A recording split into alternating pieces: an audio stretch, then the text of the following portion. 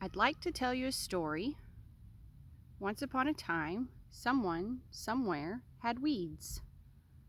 And they decided to spray their weeds, possibly with something as innocent as Scott's Weed and Feed. Maybe they had weeds on their fence row and they thought, oh, I'll use 2,4-D. So it is my understanding that Weed and Feed and 2,4-D are using the same chemical. And this is the result of that. Now, this is a weed. I'm not worried about this. This can die. But here's the problem. This weed was not sprayed. This weed is in our backyard. We don't know who sprayed. It could have been this neighbor spraying a fence row. It could have been somebody spraying their yard to get rid of weeds in their grass. It could have been someone very close, or it could have been someone up to 5 miles away. But they sprayed, and when they sprayed, it drifted, because that's what Weed and Feed does in the wind. It's what 2,4-D does in the wind. And it got into our greenhouse, and it hit a cucumber, and another cucumber, and let's see, it hit some of the tomatoes, like this one, where the leaves begin to curl up and shrink up like this, which is exactly what you would want the leaves to do if you were trying to kill a weed. And if you're not trying to kill a weed, it's exactly what you don't want to happen.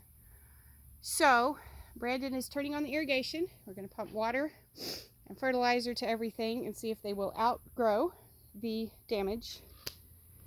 But this is the annoying thing that we deal with every single year. 2,4-D is a favorite weed killer of pasture growers in East Texas. It's very effective for killing broadleaf weeds in pastures, and so people use it because it's effective. But there are other chemicals that can be used, and 2,4-D is not kind to people's, even to your flower beds, your azaleas, your zinnias, anything that you've planted in your yard. It's not discriminatory, and so it will kill those things too. So if you need to spray broadleaf weeds in your garden, or not in your garden, in your yard or in your pasture, I recommend that you find a consultant like Brandon who knows his chemicals and knows what works for what plants, and you hire that consultant to come out and help you so that you do not damage your neighbor's crops or flowers without even realizing what you've done. Because we do this every year, where we plant stuff and it's growing great, and then we have to see if we can outpace a weed killer that we didn't ask for, that drifted in from who knows where. So that's what we're doing today. We're watering the hound out of tomatoes and cucumbers and hoping that we can get them to grow faster than the poison is killing them, and see if they can outgrow it. That's always a lot of fun. But there's your update. And we did completely lose a couple of tomatoes, so we'll be replacing those with the last few that we have saved that haven't sold at market. Fun stuff.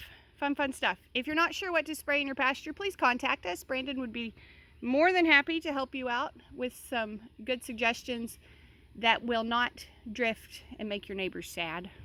Don't make your neighbors sad.